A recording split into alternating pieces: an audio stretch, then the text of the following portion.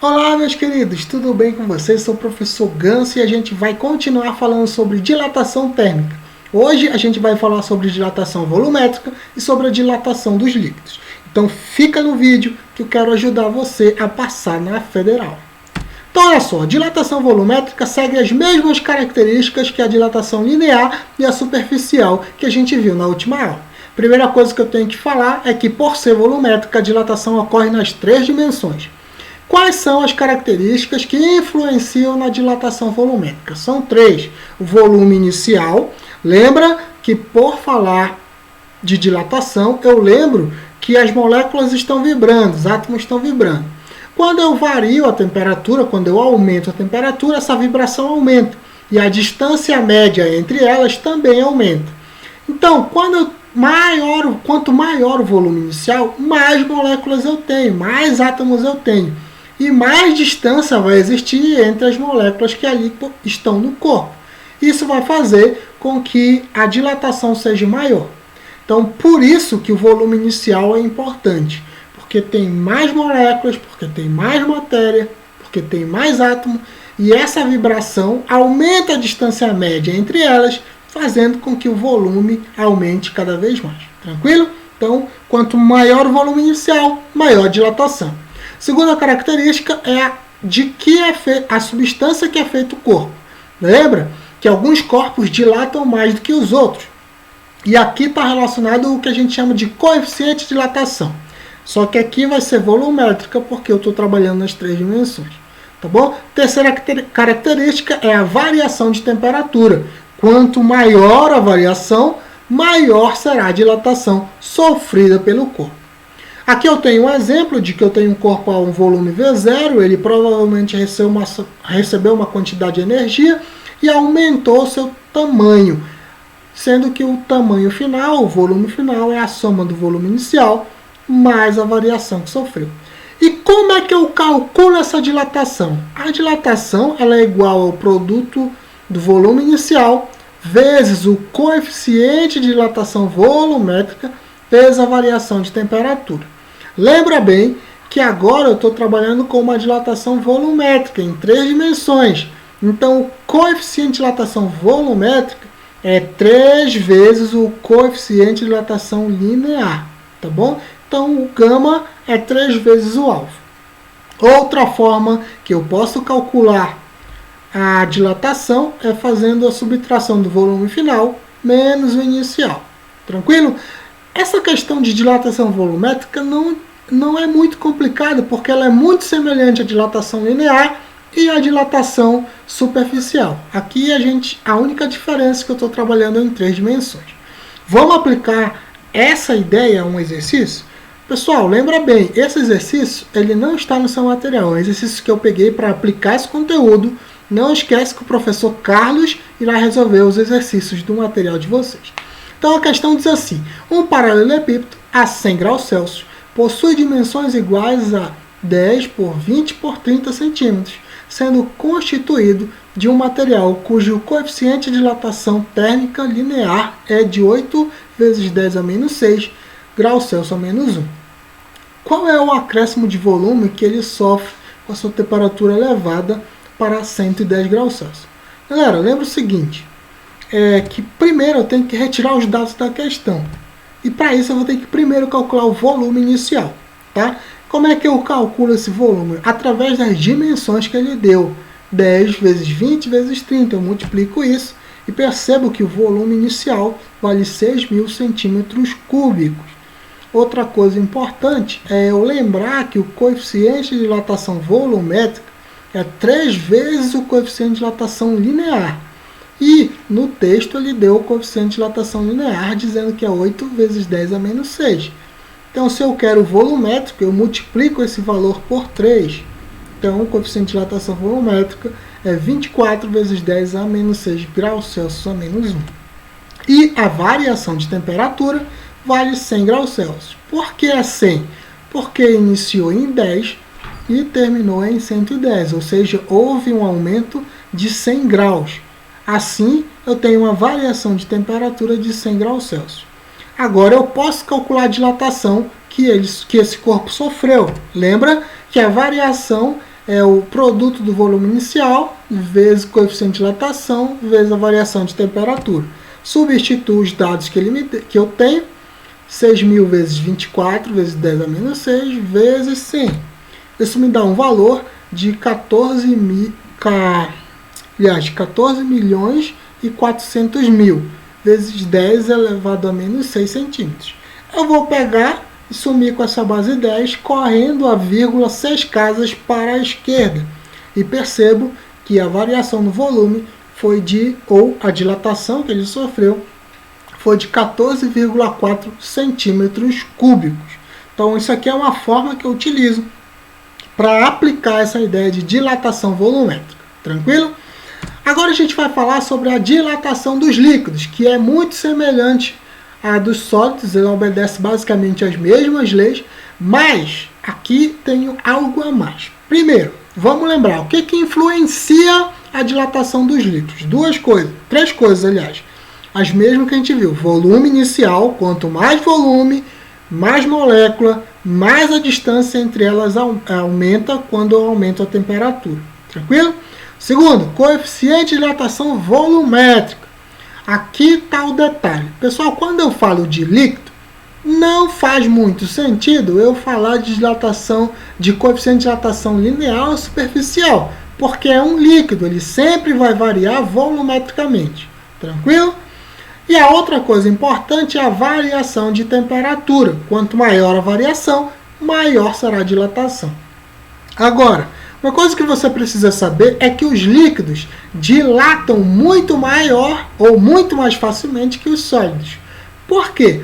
Por causa da rigidez. No sólido, as moléculas estão rigidamente ligadas, é mais difícil se movimentar.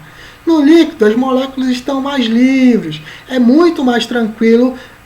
Quando eu aumento a temperatura de um líquido, eles têm mais facilidade de dilatar, por causa que as ligações não são tão rígidas, não são tão fortes. Tranquilo? Então, como é que eu faço o cálculo para saber a dilatação de um líquido? Bom, ela é simples, mas não tanto. Primeiro, a gente sempre vai estudar a dilatação de um líquido dentro de um recipiente. Então, aqui eu tenho um recipiente que tem um líquido aqui, e aqui eu tenho o que a gente chama de ladrão, ou seja, seria um furo ou um cano que vai fazer o líquido que está dilatando extravasar, ou seja, sair desse recipiente. Veja bem que o líquido está bem no limite da saída desse ladrão aqui. Então o que vai acontecer? Eu vou aquecer esse líquido vai dilatar e uma parte vai sair. E aí você pode pensar, então tranquilo, é só eu saber quanto é o volume dessa quantidade que claramente está do lado de fora desse líquido que extravasou, que aí eu já sei a dilatação que o líquido sofreu. Calma lá, não é bem assim.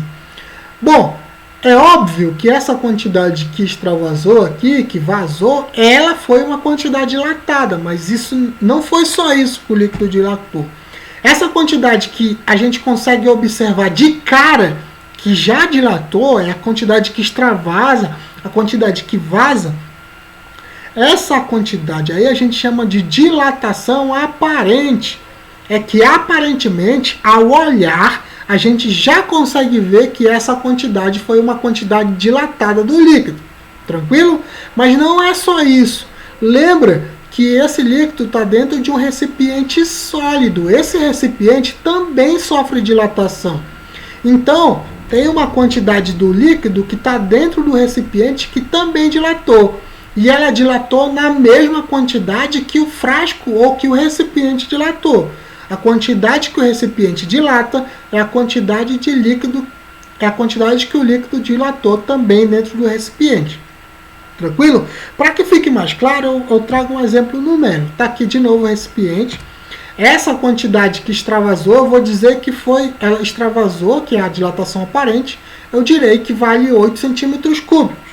Mas eu posso dizer que o recipiente dilatou, por exemplo, 3 centímetros cúbicos. Então, tem uma quantidade que dilatou, que vazou, que é chamada de dilatação aparente, mas tem uma quantidade de líquido que dilatou na mesma proporção que o recipiente. Ou seja, se o recipiente dilatou 3 centímetros cúbicos, dentro desse recipiente tem 3 centímetros cúbicos de dilatação do líquido. Então, se eu quiser saber a dilatação real que o líquido sofreu, eu preciso somar a dilatação aparente com a dilatação do recipiente. E aí eu encontro que a dilatação real que o líquido sofreu foi 11 centímetros cúbicos. Daí eu tiro que para calcular a dilatação real, o que realmente dilatou de um líquido, eu tenho que somar a dilatação aparente mais a dilatação do recipiente, para que assim eu consiga calcular a dilatação que o líquido sofreu. Tranquilo? Uma relação importante aqui é as relações dos coeficientes de dilatação real, aparente e do recipiente. Tranquilo? Isso que eu chamo de dilatação, coeficiente de dilatação real é o coeficiente de dilatação do líquido que eu estou trabalhando. Lembra, isso aqui é a equação que a gente acabou de ver. Se eu quiser calcular a dilatação real, eu somo a aparente com a do recipiente. Então, a dilatação real é o volume inicial, coeficiente de dilatação real vezes a variação de temperatura. Ao aparente, a velocidade, volume inicial vezes o coeficiente de dilatação aparente vezes a variação de temperatura. A dilatação do recipiente é o volume inicial, coeficiente de dilatação do recipiente vezes a variação de temperatura. Lembrando sempre que, como eu acabei de falar, que esse coeficiente de dilatação real é o coeficiente de dilatação do líquido que eu estou trabalhando. O que eu observo também é que o volume inicial é igual para os três, porque eu estou trabalhando para a mesma situação. Outra coisa que é igual é a variação de temperatura, porque é igual nos três, já que os três estão envolvidos na mesma situação. Então, eu encontro que o coeficiente de dilatação real é igual ao coeficiente de dilatação aparente mais o coeficiente de dilatação do recipiente. Então, eu percebo que quando eu quiser calcular o coeficiente de dilatação aparente, eu subtraio o coeficiente de dilatação real menos o coeficiente de dilatação do recipiente. Então, isso eu posso dizer, subtraio o coeficiente de dilatação do líquido menos o coeficiente de dilatação do recipiente que o contém, tá bom? É assim que eu calculo o coeficiente de dilatação aparente de uma dilatação aí. Aí eu vou aplicar isso que eu acabei de ver em um exercício, tá bom? Vamos lá. Isso aqui, de novo, exercício de aplicação, não está no material de vocês. Diz assim: um recipiente de volume V está repleto de um líquido a 20 graus Celsius. Aquecendo-se o conjunto a 50 graus, transbordam 2 centímetros do líquido. Esses 2 centímetros correspondem a... Pessoal, esses 2 centímetros cúbicos transbordou, vazou, extravasou. É aquela quantidade que logo de cara eu já percebo que foi dilatada. É o que eu chamo de dilatação aparente, aquilo que já de forma aparente deixa claro para mim que foi dilatada. Então, essa quantidade que vazou, que transbordou, eu chamo de dilatação aparente do líquido. Tranquilo? Segunda questão de aplicação diz assim: um certo frasco de vidro está completamente cheio com 50 centímetros cúbicos de mercúrio. O conjunto se encontra inicialmente a 28 graus Celsius. No caso, o coeficiente de dilatação médio do mercúrio tem um valor igual a 180 vezes 10 elevado a menos 6 graus Celsius a menos 1. E o coeficiente de dilatação volumétrica do vidro vale 27 vezes 10 elevado a menos 6 graus Celsius a menos 1. Determine o volume do mercúrio extravasado quando a temperatura do conjunto se eleva para 48 graus Celsius.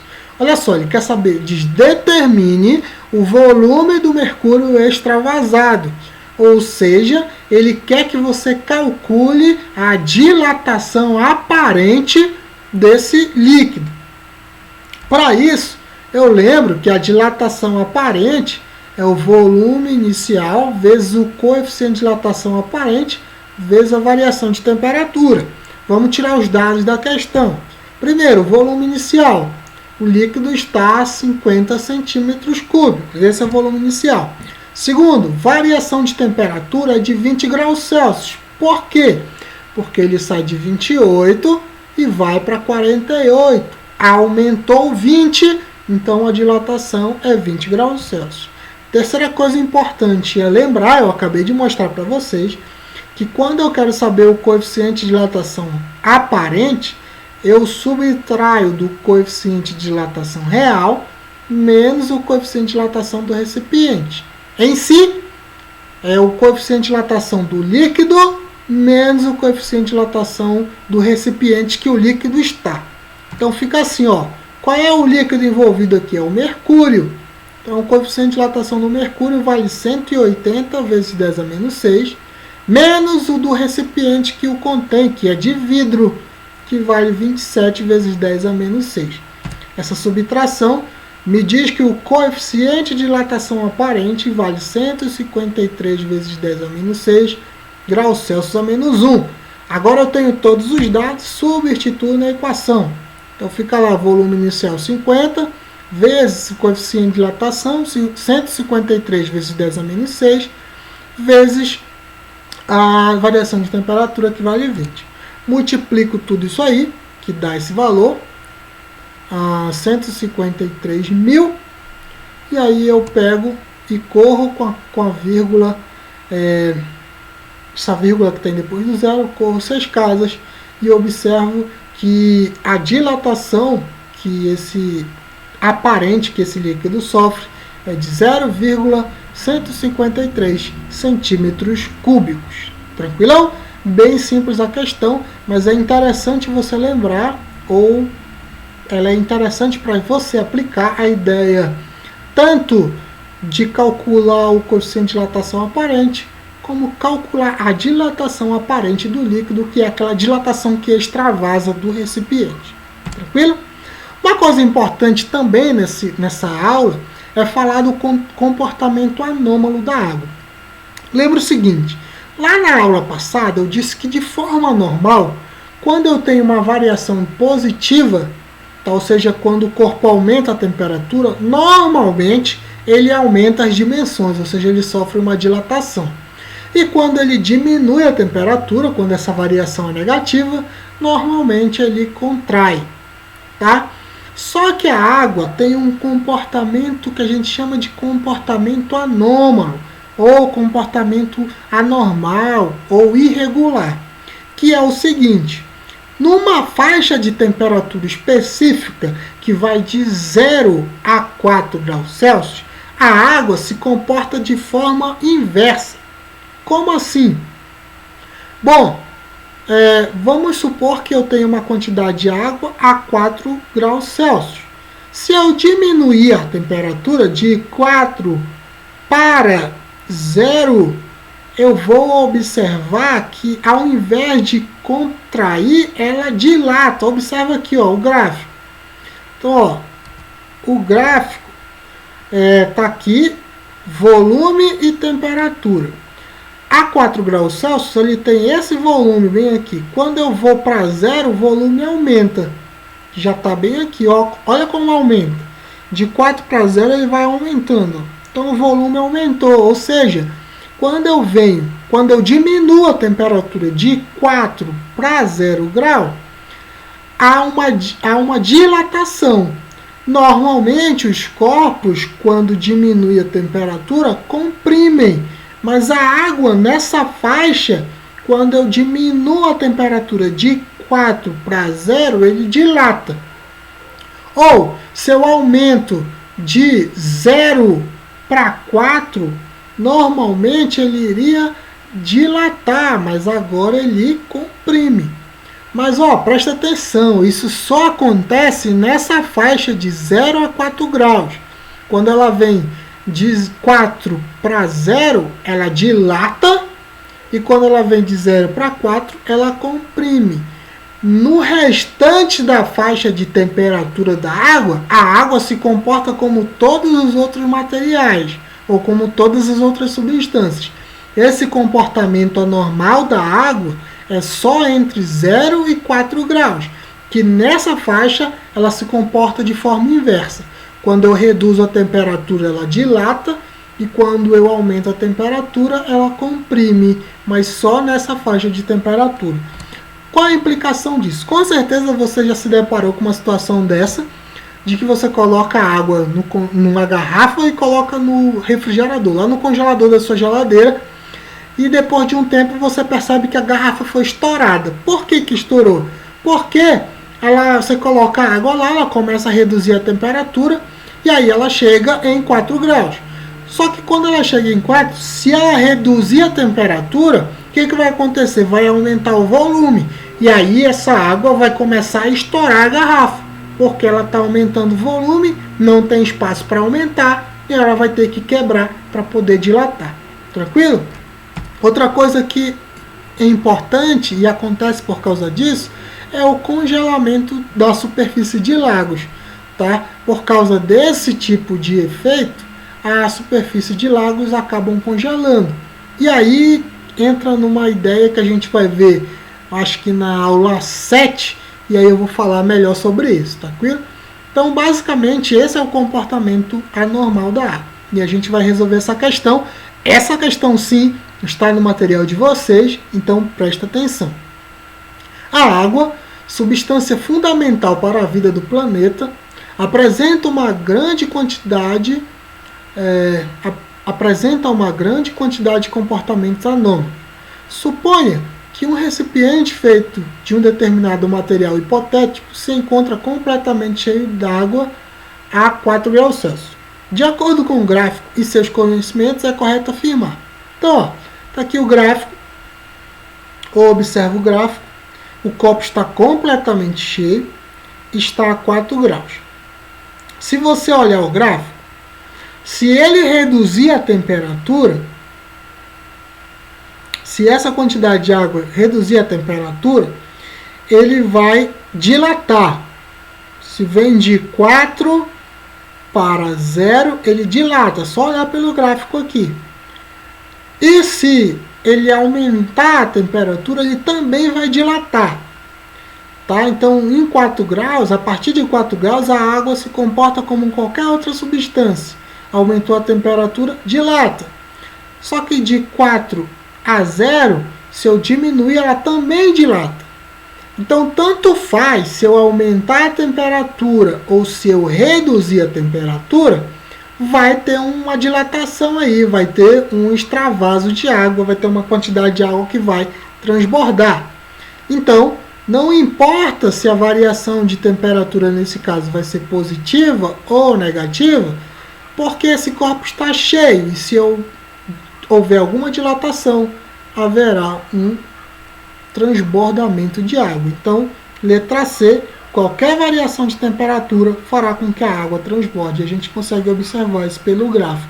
O copo está completamente cheio, se eu aumentar a temperatura, ele dilata e vai transbordar a água. Se eu reduzir a temperatura, também há dilatação e aí ele vai transbordar. Então, tanto faz se essa variação de temperatura é positiva ou negativa, eu sei que vai haver um transbordamento de água aí. Alternativa correta, letra C. Mais uma questão, também no material de vocês, é a questão número 6, que diz assim: um recipiente de vidro está completamente cheio de um determinado líquido. O conjunto é aquecido, fazendo com que transborde um pouco desse líquido. A quantidade de líquido transbordada apresenta a dilatação apenas, só que ele vai querer que você relacione a dilatação aparente, a dilatação do recipiente e a dilatação do líquido. Para isso eu vou lembrar da equação. Ó. A dilatação real é igual à dilatação aparente mais a dilatação do recipiente. Essa quantidade que extravasa é a que a gente conhece como dilatação aparente. Se eu isolar, a dilatação aparente é a subtração da dilatação do líquido, que é a dilatação real, menos a dilatação do recipiente. Então, qual é a alternativa que eu encontro isso? Eu encontro na letra B. Essa quantidade que transborda, que é a dilatação aparente, é a dilatação do líquido menos a dilatação do recipiente. Resposta correta, letra B. Pessoal, Eu espero ter ajudado você. Muito obrigado pela atenção e até a próxima. Um beijo no coração.